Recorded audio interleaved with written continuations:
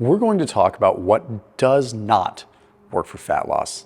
7 very common things that if you look around social media, you'll think are perfectly good for fat loss. In fact, they might even increase fat loss. And this video is going to be a little bit different because I'm not just going to leave you hanging and tell you what not to do. I'm going to give you an alternative because that's just how we kind of roll on this channel. So without further ado, let's just jump into it. The first one is cold plunging. And I hate to break it to you, but cold plunging is not going to increase your fat loss. Think about it like this. I have not seen a single double-blind randomized controlled trial where we put someone in a metabolic ward and put them in a cold plunge and actually see a legitimate increase in their resting metabolic rate. However, one could argue that when you go into a serious cold immersion, you might have to increase your caloric rate or your overall resting metabolic rate a small amount during that period of time. But we're talking like a ridiculously small, negligible amount.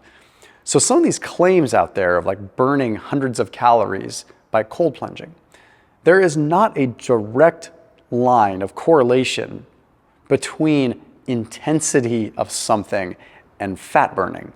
If I sit here and I strain really hard thinking about something, or if I sit here and have someone yell at me for 5 minutes, it doesn't mean that I'm burning the same amount of calories equal to the mental intensity or mental toughness that's required for a workout. Okay, maybe it's easy to like comprehend that in your head and think that it is, but I have not seen any literature there. Now, this is coming from someone that cold plunges. I think cold plunging is great, but I don't think it burns fat. I think it has effects on mental resilience. I think it has effects possibly even across different categories, maybe even for recovery, but you're not gonna burn more fat with it. Alternatively, a sauna, you do burn fat. It's an exercise mimetic. You're increasing your heart rate, you're in there for 20 or 30, 40 minutes. That does have impacts on lipolysis, and that has been demonstrated. So if your goal is fat loss, cold plunge probably is a waste of your time unless you actually get additional benefits from it. The next one is eating multiple meals to increase your thermogenic rate or your thermic effect of food. Thermogenesis is such a small amount of the overall big spectrum of things. In a given day, most of our calories are just burned up by living. And then a lot of them are burned up through our non-exercise activity thermogenesis by just walking around and just movement that's not equated to exercise. And then next we have our activity, like our exercise, our deliberate exercise and activity. And then we have a small sliver of the thermic effect of food. So even if you increase the thermic effect of food 2x, it's still not even anywhere near your non-exercise activity thermogenesis. Even if you 5x'd the thermic effect of food by putting capsaicin and spicy stuff on everything, although it's like helpful, it's not gonna really make you burn more fat in the grand scheme of things. You're literally better off just going for a walk for 5 minutes than you are trying to eat more frequently to keep your metabolism raging. What you may wanna consider doing is having clear, defined breaks in between meals. Whether you decide to have 6 meals, or you decide to have 3, or you decide to have 2 or 1.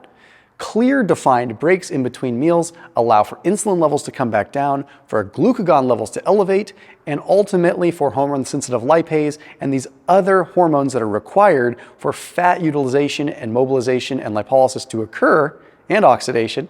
That's going to give you the more peaks and valleys effect that you need of proper fat burning. And that happens whether you eat 6 meals per day or 2 meals per day. Next one, increasing your fat intake is not going to make you burn more fat.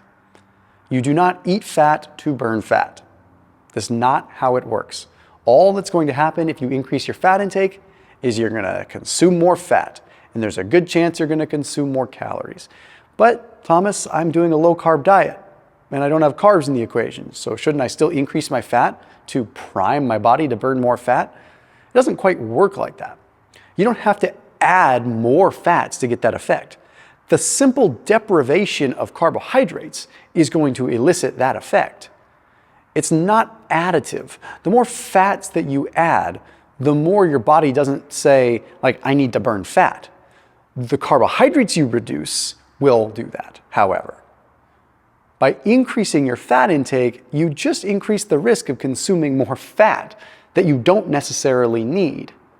So you eat naturally, and if you're low carb, yeah, maybe you choose a little bit of fattier cuts here and there, and you give yourself fats here and there, but you don't deliberately add them to get your body to burn more fat. You know what you do add to burn more fat? Protein. We're talking a 20 to 35% amount that is just utilized in the pure digestion and metabolism of protein. So if you eat 100 calories of protein, up to 35 calories from that 100-gram serving is going to be used up just in the metabolism of that protein in the first place. That is a free way to get a thermic effect of food. That is something that you could eat more of that might actually equate to something on a thermodynamic scale and a different metabolic scale that allows you to burn more fat. That could be extra beef, that could be some more eggs, that could be some chicken breast, that could be a protein shake. When I'm trying to kind of replace a meal versus just get protein in, I usually opt for one that I put down below. It's SunWarrior's Active line.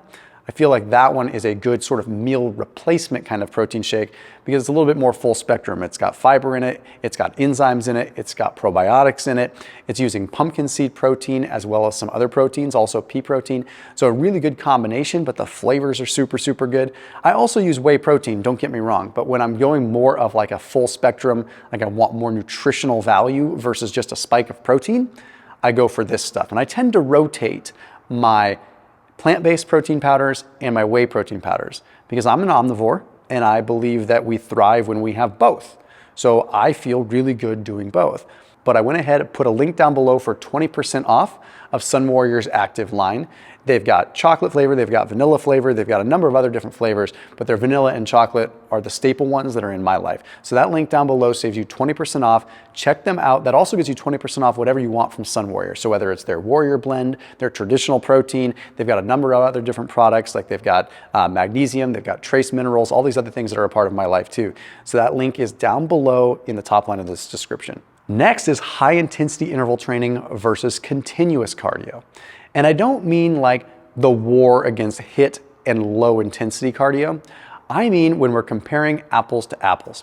If intensity levels are matched, if calorie burn is matched, there's nothing magic that is happening with an interval other than the fact that you can restore and maintain intensity better. So you don't burn more fat doing intervals than you do during continuous work. So for example, if I have 20 minutes of work that's coming in through intervals, or I just go at a high intensity for 20 minutes or so, the calories burned are the same. What we can potentially get out of high intensity interval training is a smidge more adrenaline because you're sprinting and you're in a different category. That could have an afterburn effect that allows more fat loss. But that's only when you're really comparing HIIT to like a steady state. If you were to go out for a walk, you'd arguably burn more fat as a percentage, but you wouldn't burn that many calories. If you did high intensity interval training, you'd probably burn a lot more calories, right? But if you went out for a fast-paced run for 30 minutes at 70% of your VO2 max or something, like intense, and you compared that to 20 minutes of HIIT, your calories might be matched a little bit more, and you might even get more fat loss out of the run because you never have the come down effect. You're always at that elevated continuous.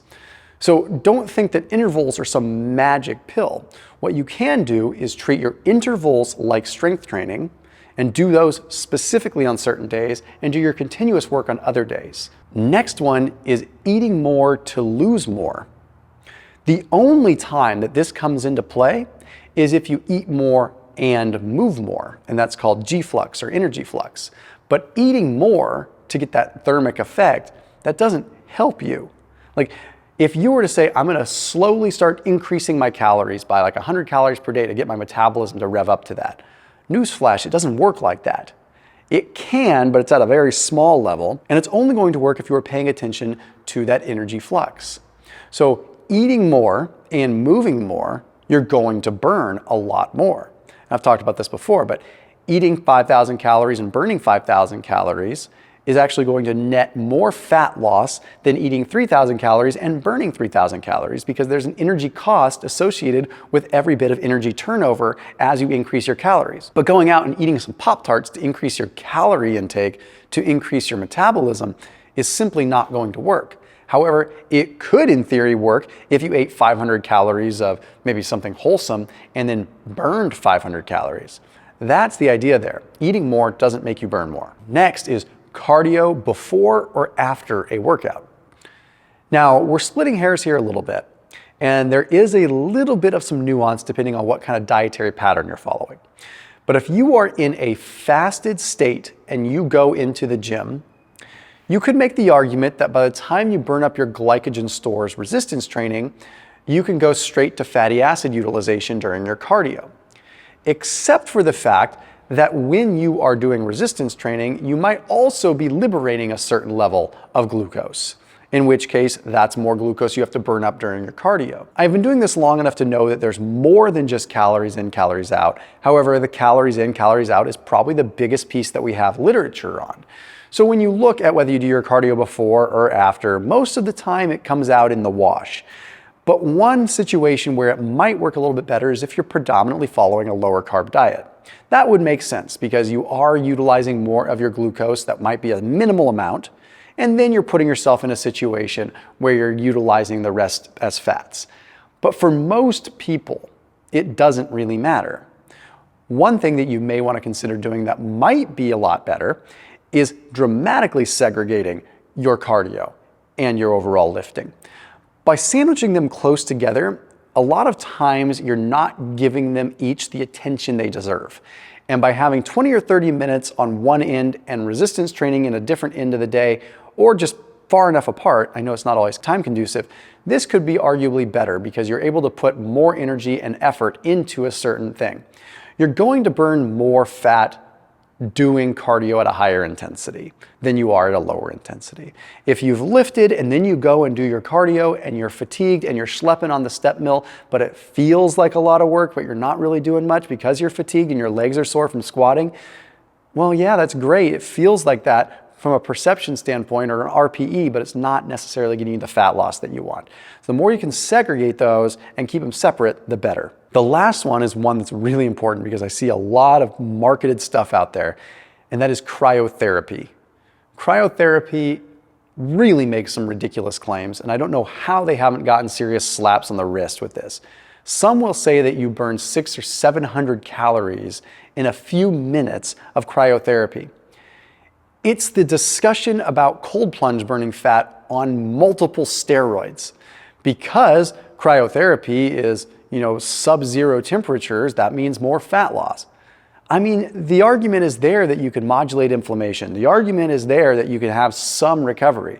But the fat loss claims have got to stop. This stuff does not make you burn fat. You might have a smidge increase in your metabolic rate just to get your body temperature back up. But freezing your entire limbs off is not going to make you burn more calories. If anything, if you lose your hands and your nose, your metabolic rate's going to decrease. I'll see you tomorrow.